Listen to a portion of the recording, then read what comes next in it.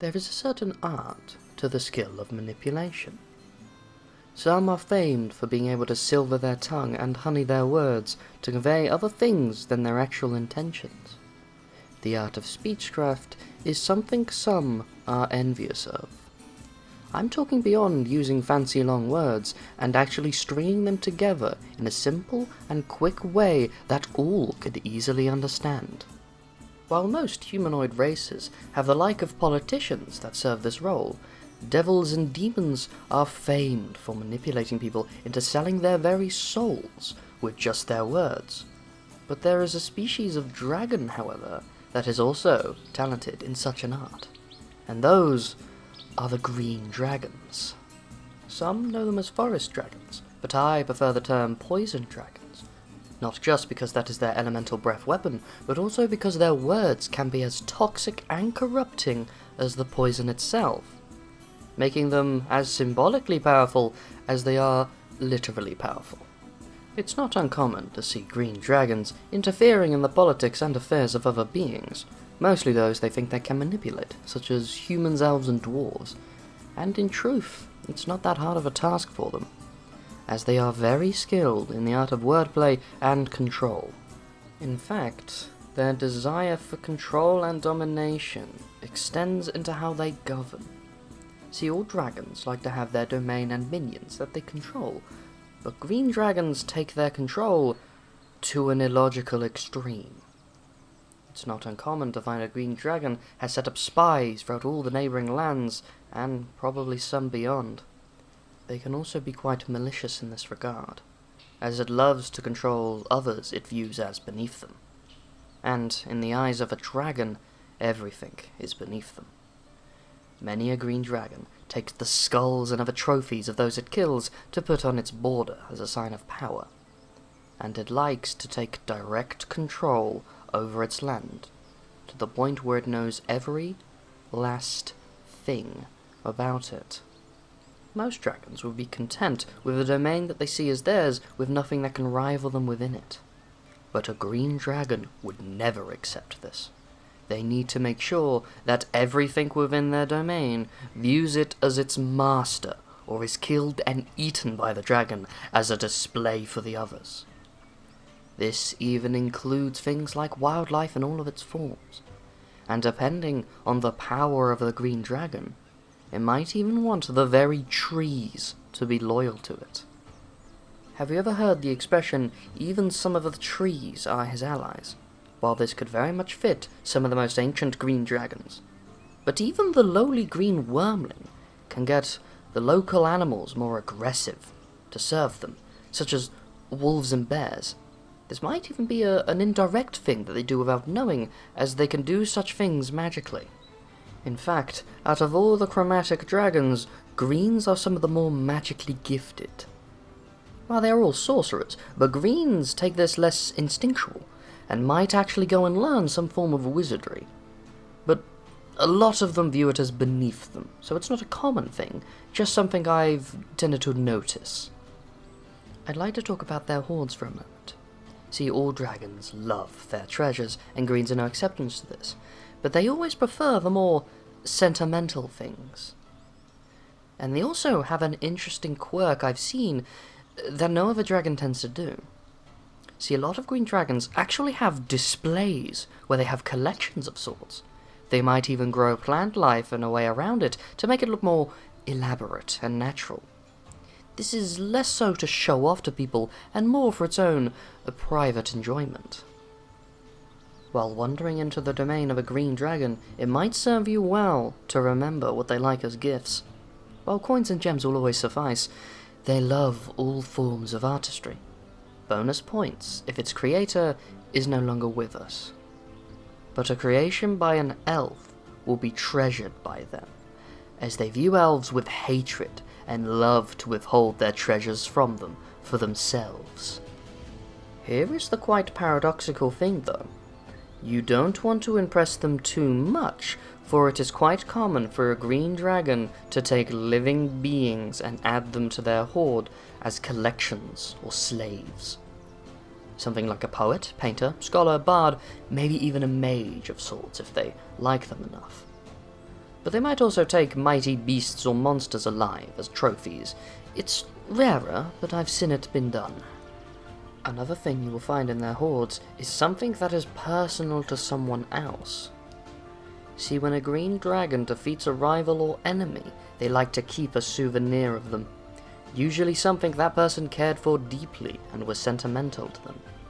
If an elven knight was his foe and the dragon bested him, he would take their armor. Or perhaps if the like of a magician was to be bested, they might take their spell tome or any other magical items on their person. But if it was the like of another dragon, they would probably display their most treasured part of their horde in theirs.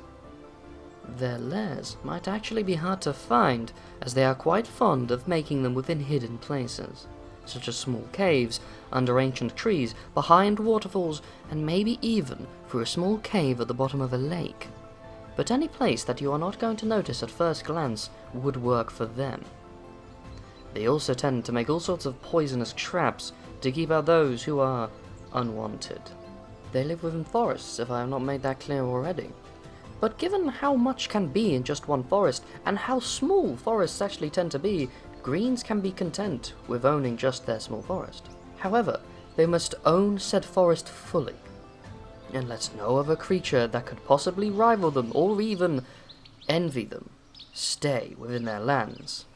But it will be clear once you are within the land of a green dragon, as they affect their forests magically, in some minor ways, such as making all plant life grow wilder and darker, unnaturally strangling and killing other plants, and all smaller animals, like birds and rodents, being under the dragon's direct control and influence, and the larger game being missing entirely, as the dragon feasted on them long ago. But also more drastic things, such as having control over all within its domain magically, and even making whispers throughout the trees, and even seeing through the trees themselves. But also making the wildlife more aggressive and poisonous to those who are not loyal to the dragon. This will not hinder them in any way, as they are completely immune to poison, as are those they magically influence. So if you plan on fighting one, I would bring a vial of antitoxin for all of your companions. It won't save you fully from its effects, but it'll also help you not drop as fast. Something to disrupt magic, especially that of a scrying nature, would also be needed, as they're very fond of looking throughout their domain. But other than that, the standard equipment and rules apply. But I should also note, for those who have this sort of strategy, you are not sneaking up on a green dragon. Because of how fond they are of their domains, and how knowledgeable they are, if a single leaf on the bottom floor bed is misplaced, they will know. See, the older ones have spies everywhere, in all lands and kingdoms, even those with some distance to them, so they will know when a party of adventurers starts asking about tips for killing green dragons, vials of antitoxin, and for dragon-slaying weapons.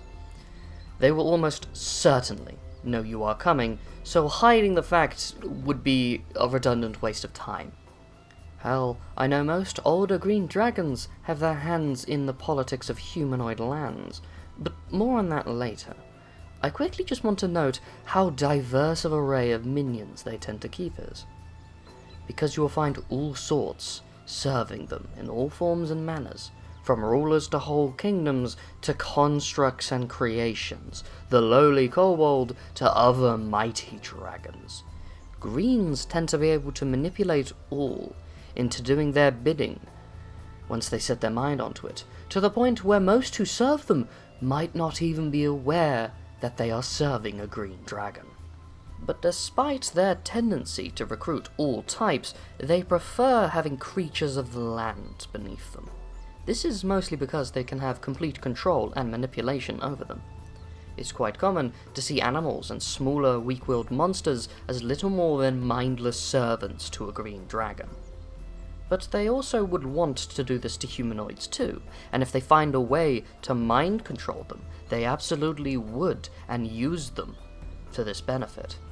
This would be a harder task, however, so you won't see it as a common thing. Then again, political power plays are something they very much enjoy, and breaking someone's free will and proving that they are greater is probably their favorite pastime. But they also love manipulating people without others knowing that they are truly behind it. I wouldn't be surprised if the vast majority of criminal organizations, or maybe even thieves' guilds, are secretly run by a green dragon patron. Green dragons also have a very interesting effect when they die. See, like all dragons, upon their death, all of their magical effects on the region fade over time. The older the dragon, the longer this takes. But with green dragons, something unique happens, and an additional effect actually begins instead of fading upon their death. See, once a green dragon dies, their body starts blooming into rare wild plants that can appear in less than a day. In fact, the remains of a green dragon are perfect for helping grow rare and magical plants. I have seen a small bush of wild goodberries growing on the remains of an adult green dragon. These magical berries are tiny, but one of them can sustain you fully for a whole day, as if you had a full-course meal. But I have also seen wild flowers that only naturally grow in the Feywild, growing on the remains of a long-dead ancient green dragon. They are not really that social with their own kind, that being the like of other dragons, as they know that they are far too intelligent, so it would take way too long to fully manipulate them, and so they don't bother. In fact, they do this with all creatures that they view as genuinely smart, to the point where they might actually have a weird form of respect for them, in a cruel and evil way that we don't fully understand. This also makes how they breed a bit complex. See, green dragons do actually have a family structure, but it is twisted and abusive. A potential pair will send messages to each other. This might be a straight-up proposal, or perhaps a riddle or game to test the intellectual skill of the other. And once they are both content with the skill of the other, they just become a couple. Simple as that. The parents will care for their young, of course, but this is because they view them as a useful and powerful asset, not out of genuine love or care. And at some point, about half of their children realize this, and so it's why a lot of the younger ones have bitter views towards their family. I should also note that out of all of the chromatic dragons that are raised outside of their natural evil environment, greens tend to be the most beloved of the forest and its people for their natural inclination towards nature.